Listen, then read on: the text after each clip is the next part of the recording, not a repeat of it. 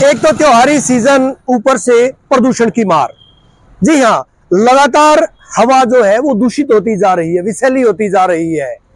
Delhi NCR के क्षेत्र में तो देखा सुना जाता था कि दशहरे के बाद जब पटाखे जलाए जाते हैं और जब हवा में, फिजाओं में जहर घुलता है, यानी प्रदूषण का स्तर बढ़ता है, तो वहां ज्यादा असर देखने को मिलता है। लेकिन इस बार भिवानी, जिसको छोटी काशी भी कहा जाता है, उसकी हवा भी दूषित हो चली है, विषैली हो चली है। वजह चाहे जो भी हो इसके पीछे, लेकिन न केवल भिवानी बल्कि साथ लगते जिलों चरखी दादरी, जींद, महेंद्रगढ़, सिरसा, फतेहाबाद और साथ साथ हिसार, इन तमाम जिलों की हवा भी दूषित हो चली है। हालांकि अक्सर देखा जाता था कि त्योहारी सीजन की चाहे बात करें या फिर मौसम में जिस तरह से बदलाव की बात करें या पराली जलाने की घटनाओं की बात करें, उसका ज्यादातर असर दिल्ली एनसीआर में देखा जाता था, झज्जर, रोहतक और साथ ही साथ फरीदाबाद, गुरुग्राम जैसे जिलों में, सोनीपत जैसे जिलों में उसका ज्यादा असर देखा जाता था। लेकिन इस बार जिस तरह से अब एकाएक नमी भी बढ़ने लगी है, एकाएक मौसम में जो है वो तापमान में गिरावट भी दर्ज की जा रही है और इस बीच जो धूल के कण हैं वो हवा में अटके रहते हैं।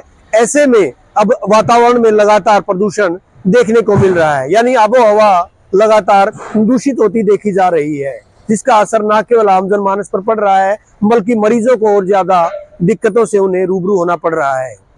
अस्पतालों में मरीजों की कतारें जहां लगी हैं, फिलहाल अगर बात की जाए दिल्ली एनसीआर क्षेत्र से भीतर भिवानी की बात करें या दूसरे क्षेत्रों की बात करें, वहां पर अब इस तरह के मरीज ज्यादा आने लगे हैं जो कि सांस दमा या अस्थमा के मरीज हैं या एलर्जिक पेशेंट्स हैं जो कि इस प्रदूषण की मार की वजह से परेशान हैं।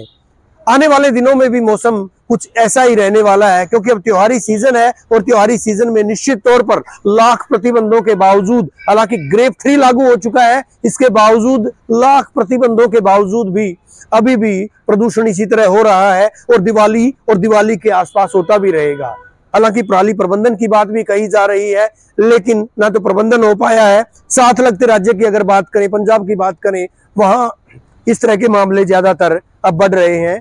पराली जलाने के मामलों में लगातार बढ़ोतरी दर्ज की जा रही है। ऐसे में हवा अब विषैली होती जा रही है और बचाव में ही बचाव है, क्योंकि जो चिकित्सा विशेषज्ञ उनका कहना है कि जब बचाव करेंगे तभी बचाव होगा, क्योंकि हवा पर किसी का बस नहीं है। बने रहिए हमारे साथ, देखते रहिए इंडिया न्यूज का डिजिटल प्लेटफॉर्म।